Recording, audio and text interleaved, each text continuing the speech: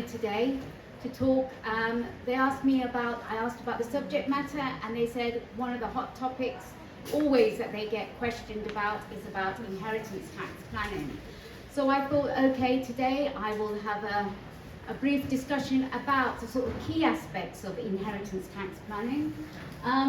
That's just a little bit of my own credentials. I've been doing this line of financial planning for the last 32 years. I started back in June 1992, so I've seen a few elections and a few ups and downs of the markets as well and the economy.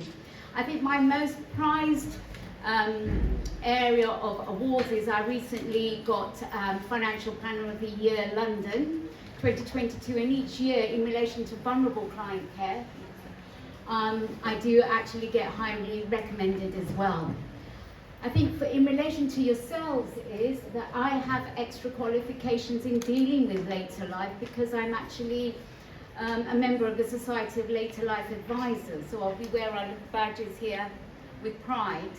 So each year we get re-accredited, we have to understand in deep about vulnerability, about disability, about people going on to in retirement and later life going into care, and care funding and care planning advice is also another specialist area that I deal with as well. Right, so inheritance tax, what is it all about? So like we all have our own personal allowances, we all have our own inheritance tax allowance, which is $325,000 for the current year. So all the assets that we have above that figure, once you actually have it all valued, anything above that figure will be subject to tax at 40%. The inheritance tax band, originally back in 1997, was at 200,000, and now it's at 325,000, so it shot up quite dramatically, but it hasn't changed for a while. We do have an election coming up, and they keep talking about tax changes, etc. So there may be, who knows, there may be some changes forthcoming, but today we will just talk about the legislation that we know today in the current tax year. Inheritance tax is, as I said, is anything which is taxed at 40%. When George Osborne was Chancellor, he introduced the residential nil rate band, and that gives you an extra 175,000 in relation to inheritance tax allowance. You only actually get that allowance if in your will you have said that your beneficiaries will be at future points, so it could be you as an individual will passing on your estate to your spouse and then on to the children. It has to be children, your adopted children, stepchildren. Those are the beneficiaries that then you will actually obtain that allowance of that extra 175,000. That will then equate up to about $500,000 that you actually have. Husband and wife, on first death there is no inheritance tax to pay.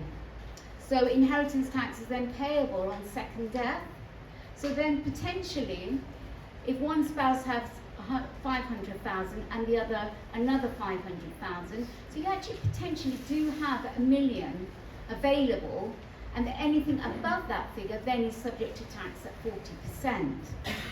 There is a way to bring that tax down a little bit, and Anne will be talking later on in relation to wills, and that is in your will. If you put down that you want to leave 10% of your estate to charity, then that rate will come down from 40% to 36%. So that's a little saving there, and that's something worthwhile to think about, especially living here in Barnet and Enfield, etc., where the property prices in itself exceeds that 1 million. Okay, so how can we bring down this inheritance tax issue that we have? Okay, a lot of you here may say, well, do you know what? It's not my headache, because inheritance tax is payable on death. and I won't be around. And if my children or my beneficiaries have to pay tax, well, so be it. Yeah, I want to enjoy my time, and it's my monies, and I'm going to do as I wish. However, what you can do if you do feel that it is a worry for you, you can actually start planning.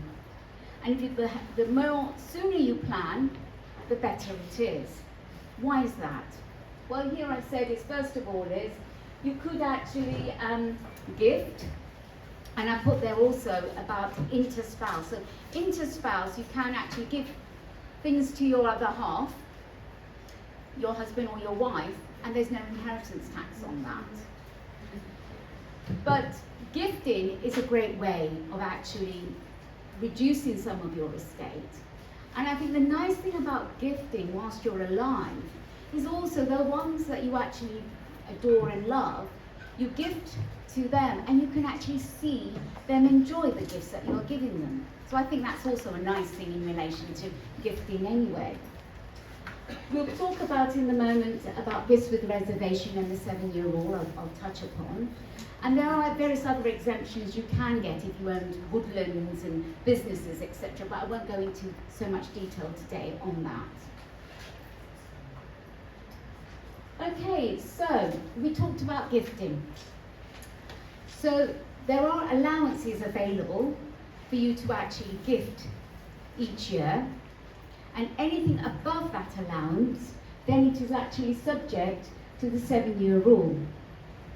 The 7-year rule means that the first 3 years, if you were to die in making that gift, then it will be subject to tax at its full rate. And anything after that, between year 4 and 7, it tapers down by 20% the tax band. So it's still worth making large gifts, and as long as you survive the 7 years, then it will fall outside the estate.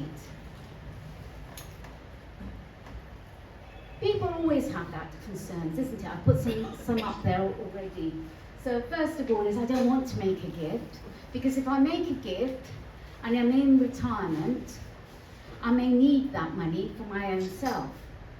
Or if I make a gift and my health deteriorates and I need to go into care, how am I going to have that choice of which care home to go into, because I don't have those assets anymore? Then we have concerns about complexity. Oh, inheritance tax, gosh, it's also very complicated. And that's why I'm trying to give you the basics today, to hopefully help you sort of clarify any sort of clouds of judgment that you might have in relation to this topic.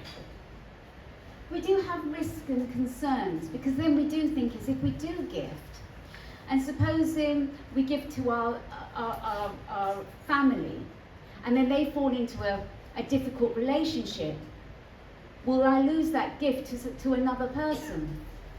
Or through bankruptcy? Or through a divorce? So we always have those types of concerns in relation to risk. And like I said at the bottom, it's in relation to income. If we start gifting, if I start gifting, how is that going to impact on my income going forward? So we don't want to give too much, because then we're worried about the tax, and then we don't have enough to live on. So we've got to get the right balance. And that's why receiving the right financial advice in relation to what is best for you, and everybody in this room, your own financial situation is so different. So that's why it's so important to receive advice to make sure that whatever decisions you make is actually the right ones for you. Okay, so I talked about earlier about large gifts, but you can actually do smaller gifts, and you don't even have to wait for the 7 years, which is brilliant. So the first thing is, you actually have a £3,000 annual allowance as an individual that you can gift. And if you haven't made a gift in the previous year, so the previous tax year, so we're now in June, tax year 24-25, so the previous year was 23-24, we can go back a year, so you've got another 3, so that will be 6,000. Okay, and the gift, I'm not talking about here just cash gifts, it could be any form of gift with that value up to that figure. It can work that way as well. You've got small gifts as well that you can give to any number of people, and that's £250 on top of that 3,000. And then on a wedding as well. So often we do come into wonderful things, especially now in the summer, wedding season, where our own family, relatives are getting married. To your own child, you can gift £5,000, again, no 7-year situation. So if it's husband and wife, then it's 10,000. On top of that, you can do that 3,000. And on top of that, you can go back the year.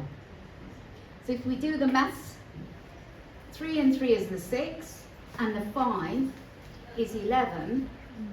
And then, if you wanted to make a gift to your future son-in-law, let's say, there's another 1,000 that you can do on top of that to make it up to 12. So there's potentially quite a bit you can do in the form of gifting without even having to worry about the 7-year law. And obviously you can gift also out of income. So if you have, so when I sit down with clients and they have the concerns on inheritance tax, and currently with your pension incomes increasing now, and often with a lot of company pension schemes, they have increased quite a bit since last April. A lot of people actually have at the moment surplus income over their own expenditure. So if you wanted to do some regular gifting to your loved ones, your children, your nephews, your nieces, etc., you can do that as long as we can justify to HMRC that it's not affecting your standard of living. That's the key bit. And that regular gifting they have to see that regular amount going out from your bank account to the other person's bank account. So it could be, for example, to help pay your son's mortgage expenses each month. So that's a regular one. So you may decide, well, actually, I can afford to pay an extra £50 a month or an extra £100 to him, so that's what I'm going to do. And as long as HMRC can see that happening, then that's fine. So you can do that on top of your regular gifts. Sorry, And is there a limit to the amount? no, as long as it doesn't affect your standard of living. Yes. Exactly. And then, of course, if you make gifts to charity, that's fine as well. That's exempt. Gift with reservation. Now, that's an interesting one. Now, I've chosen a picture of a painting. We'll start off with that. So what I'm trying to say there is that often what we say is, we say, oh, I want to make a gift, and I have got this painting, and I want to give this painting to my daughter. But instead of actually physically giving it to her, I've told her, but it's still in my living room, and I'm still enjoying it. HMRC will not include that as a gift taken out of your estate, because that's a gift with reservation. You have to make an outright gift. So that gift in this picture, she's actually done that. She's given it to her daughter, and she's hanging it up in her house on her own wall. Then that's fine. Okay? Often I come across cases where parents have gifted their properties to their children and living in the property. Again, that's a gift with reservation, and that won't be allowed by HMRC. So how do you go about that? You have to pay market rate, rental income, to the person that you've gifted and you're staying in the property to, and there has to be evidence that you're doing it. And it has to be at market rate. So you can't say, oh, I've given this property I'm living in to my son outright, but I'm still living here, and because it's my son and he said to me, Mum, you can stay in this property, you can pay a cheap form of rent, I'll only charge you $500 a month. That's not market rate, and that won't be allowed by HMRC. It has to be market rate value, and there has to be some sort of documentary evidence that that payment is going out.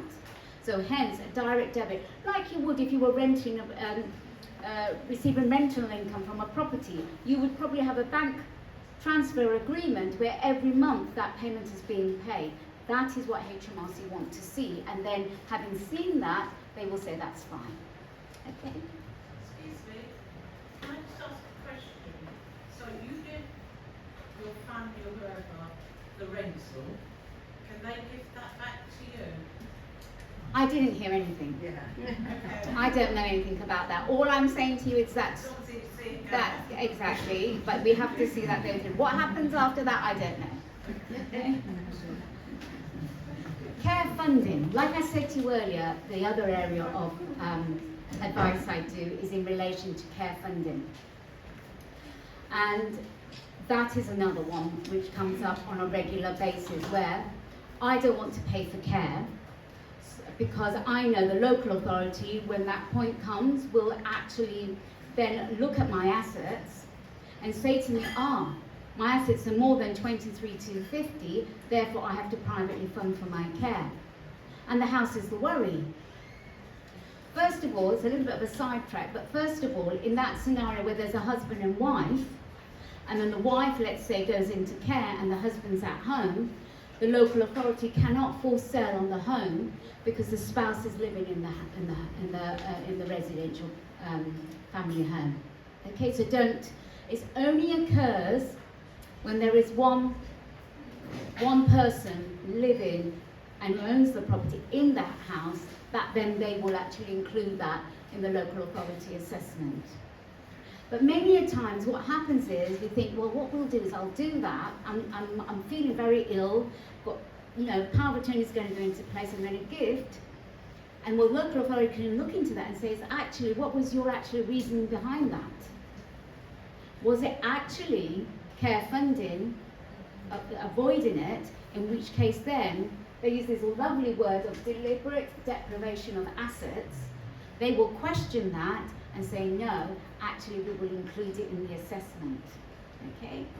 But if you're gifting in relation to, let's say, inheritance tax, and that's always been, and you're compos mentis and you've done it well in advance, and you're doing the market rate of rent, etc., then that's okay. Excuse me, who decides what's the reason behind your gifting? Is it local authority who's got to prove that you're avoiding the care funding, or is it you? But what happens is you can make the decision, but at the end of the day, the local authority will do the assessment. They will look at your finances. Can you challenge that? Because obviously it works out to their favor that they would say, oh no, you were avoiding paying your care funding, whereas with you, that's not the case. You really wanted. Can you challenge that? You can challenge it, but you can imagine it is common, and so they have all the answers. Yeah, they know. And all the things you think, well, they won't pick up on this or they won't, they know.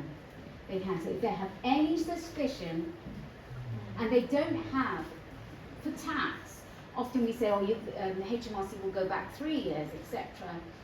In relation to deliberate deprivation of assets, they can go back much further and have a look at the whole history, get doctor's records, all sorts of things. But you can get a solicitor to fight it if you want to. Yes, there are specialists there which you would pay for then to actually, challenge the case. Yeah, you can do that. Can I ask please one question? If you live in a house and you do the rent back and give your son the rent, and then you have to go into care, and the care is much more than the rent. Say the care home is £800–900 a week, which in some cases it is. Who picks up the deficit? Is it local authority? Say you've been paying £600–700 rent to your son or whoever it was, then you need to go into a care home which is more, and then you say, well, I can't really afford it. So you have gifted your property. Yes. So then you are paying rent to your Yes, son. yes. So technically you don't have the asset anymore. And they can't then claim anything on the house? No. Because you've gifted the asset, so you don't 7 have it. years. Yeah, so you don't have that asset anymore. So what the local authority will do is, Step in. they will look at what else you have. Oh. So your pensions, your Oh, right. savings, all of your investments, etc. Yeah. And again, if it's above 23,250, you will need to pay for that Okay. care. Assets which are not subject to inheritance tax. So one is actually pensions. So not those in payment. So if you've got pensions from like pension annuities, which you are taking a fixed income from each month, not those, but many of you will have pensions where you might be taking some income and you've still got a pot available, or some pensions which you haven't even drawn upon. So if that's the case, pensions are a great way of tax planning, because it will fall outside of the estate. You can also pass it on to your beneficiaries, and if they don't spend that money in relation to drawdown, it can go on to the next generation. So it's a really good way. We have the 75 age criteria. So if you were to die before the age of 75, then any paid up pensions, etc., would be paid to your beneficiaries free of tax. And after the age of 75, if the person died, then they would be taxed at their marginal rate of tax. That's the beneficiaries. Trusts are also a very good way of actually planning in relation to inheritance tax. And that is something we definitely look at in relation to investments, placing investments into trust. And then Anne is going to be talking later on, we'll be talking about will trusts and what you can do in relation to wills in itself. When we look at trusts, there's all sorts of different kinds of trusts. There are trusts where you can have an income for the rest of your life, and there are other trusts where you can access the capital as well. And you would need to have proper professional advice in relation to what trust would be right for you. And again, that's myself, and I can help and assist in relation to giving you the best direction going forward. Sorry, would a trust come under the heading of deliberate declaration of your capital, whatever the expression was?